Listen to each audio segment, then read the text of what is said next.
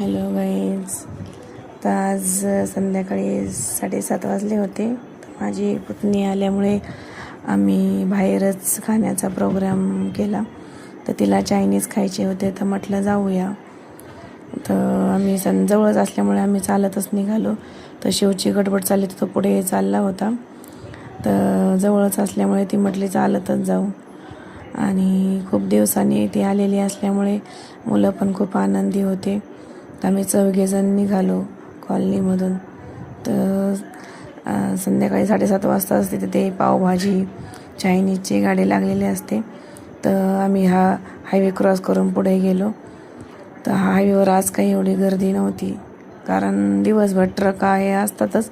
रात्री गर्दी. तर आम्ही स्वामी समर्थ चायनीज कॉर्नरमध्ये गेलो. तर काय घ्यायचं हे ठरवायचे चालले होते. तर सर्वांनी मग राईस घ्यायचंच ठरवलं. तर आम्ही त्यांनी आम्हाला स्टार्टर म्हणून हे नूडल्स तळून दिलेले होते. तर मेनू कार्डवर पाहून आम्ही मग एक मेनू सिलेक्ट केला. तर सोयाबीन राईस घ्यायचं ठरलं. मग तर हा सोयाबीन राईस मागवला आम्ही.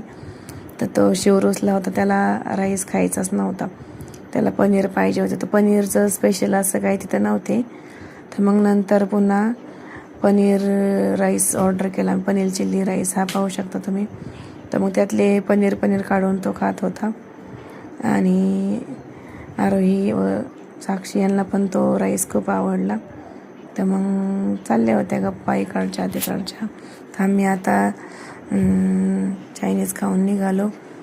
तर रस्त्यावरून जात असताना पुन्हा लक्षात आले की घरी मामांसाठी वडापाव घ्यायचे. तर आम्ही एका ठिकाणी वडापाव पण खरेदी केला. आणि तर तिथे वडापाव 15 रुपये अशी किंमत होती वडापावची. तर हे कॉर्नर, हा हायवेवरचा कॉर्नर खूप प्रसिद्ध आहे. इथे खूप छान असे वडे मिळतात. तर आम्ही वडे घेऊन आता निघालो.